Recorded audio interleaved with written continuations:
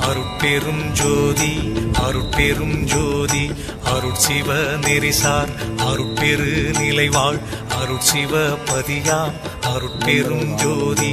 ஆகம முடிமேல் ஆரண முடிமேல் ஆக நின்றோங்கிய அருட்பெரும் ஜோதி